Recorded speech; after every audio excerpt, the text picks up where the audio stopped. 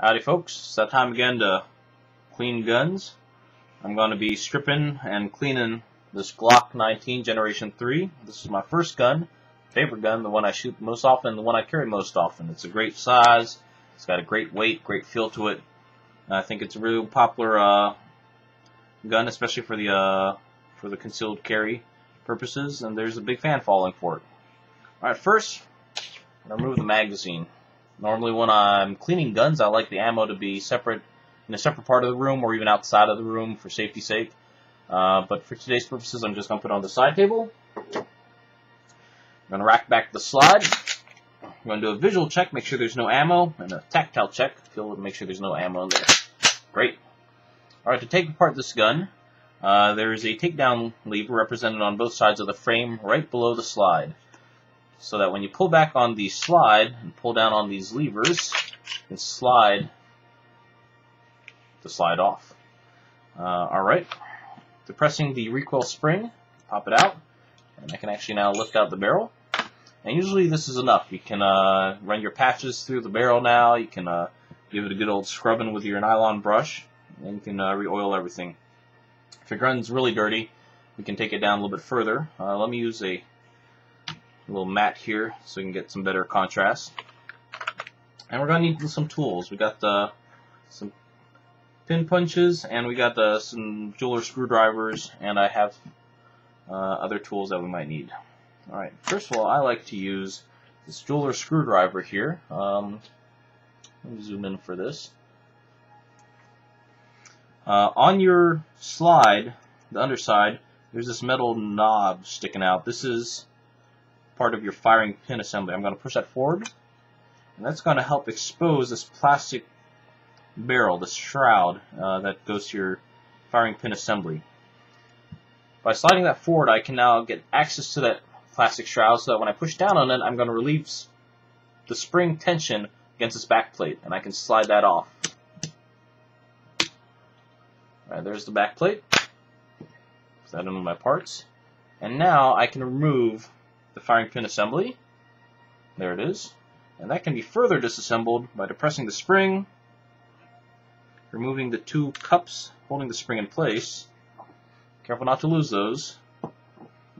Take off the spring, and then this plastic barrel shroud comes right off of the firing pin.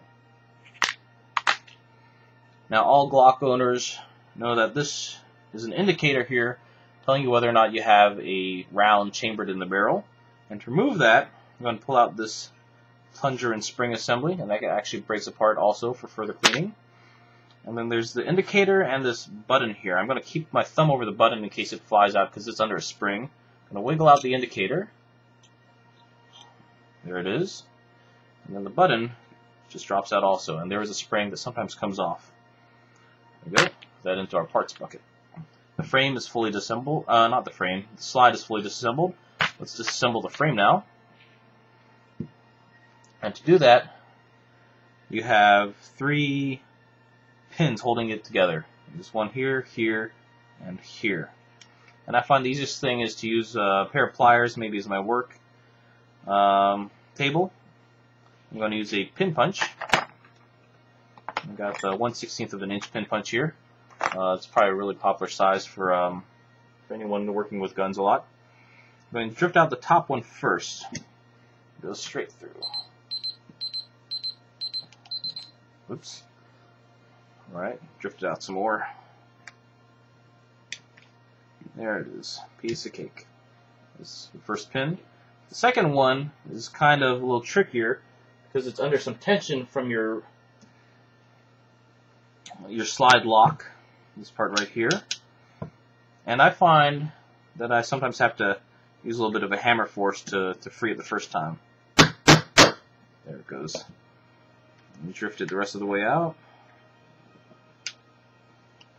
Oops. That's halfway out. Give it a couple more friendly taps. There we go. There it comes. And then there's the last one right here, which is usually just tension. It's a good idea at this point to make sure you know which pins are which. The two that are about the same length go through the middle of the the frame, and the shorter, stubbier one goes at the back, holding in your trigger mechanism. Alright, you can now use your jeweler's screwdriver to help pry out the metal insert on your frame, like so. Let me zoom out a bit here. Allowing you to lift out your whole trigger assembly. Oops. Sorry, don't forget that you have your slide lock. That could have been lifted out sooner. Alright, you have your trigger assembly here. That can further break down. The trigger can separate from the ejector half. It's just a little loop on a spring here, like so. And you can now access the trigger weight bar here. Just pull that straight out. Alright, and now I have all my parts.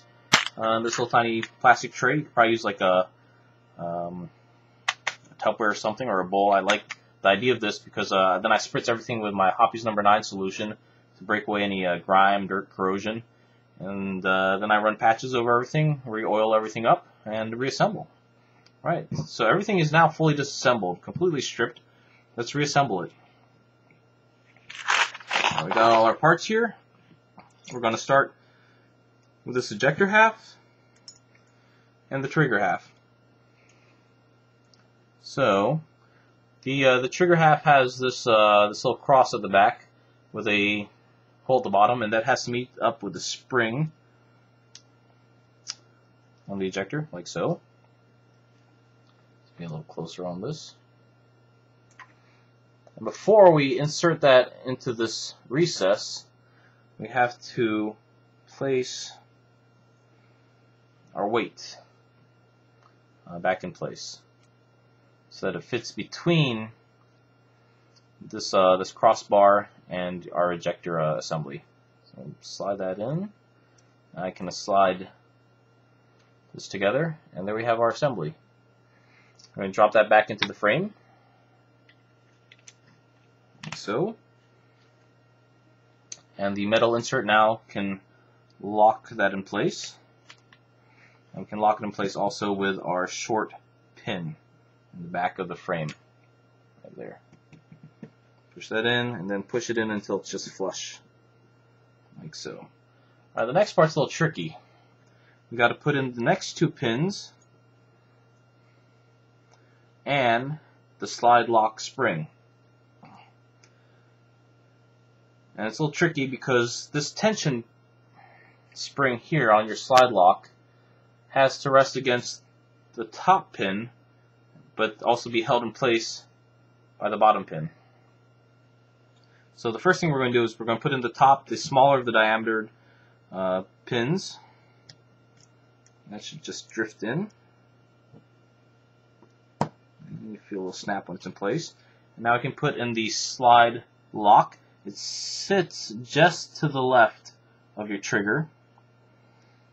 And remember, that spring has to be in such a position as to be pushing the slide lock down. So it's under pressure like that. And you should be able to see in the next pinhole the hole also for this the slide lock. You drop in the pin, wiggle the slide lock around a bit, and usually you should be able to get it started that way. Great. And then you can hammer in the rest of the way if you need to. Push it until flush. Perfect. And it should be under a spring tension now.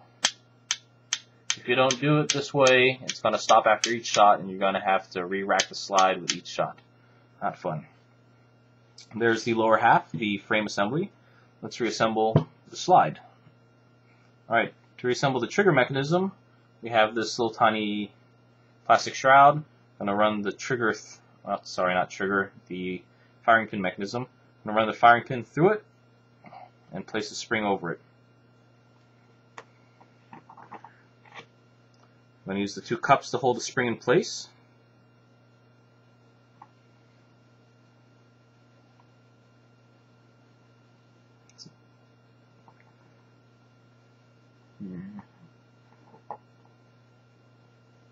That's not quite right. These little tiny parts are hard to manage sometimes.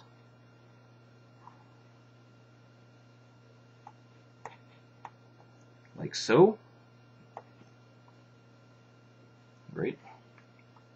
Alright. Before we insert that, I'm going to reassemble the loaded round indicator. To do that first, I'm going to put in the indicator itself.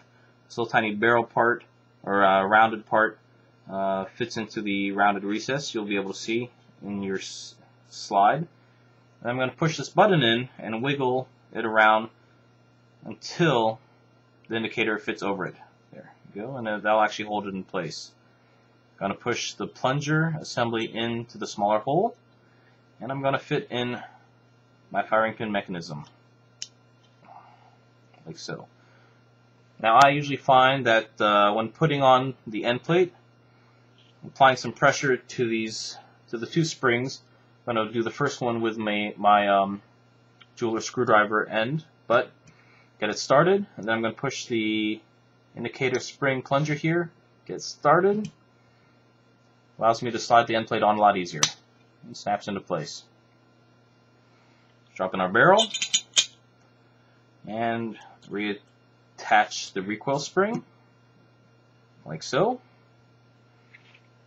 And we can now fit it back onto our frame and test for functionality. Alright, let's try the trigger. Sounds good. Bracket slide. Release the trigger for the reset.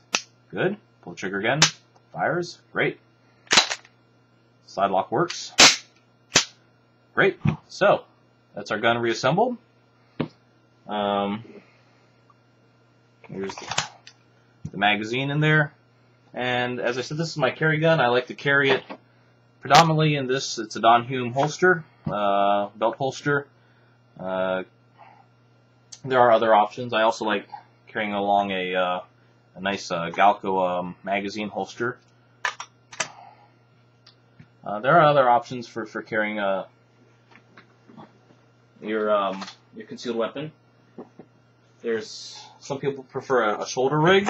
Not a big fan of this. It's a little bulky, and I've never really practiced with it. Plus, it also has a retention button fastener, which I don't like the idea of that.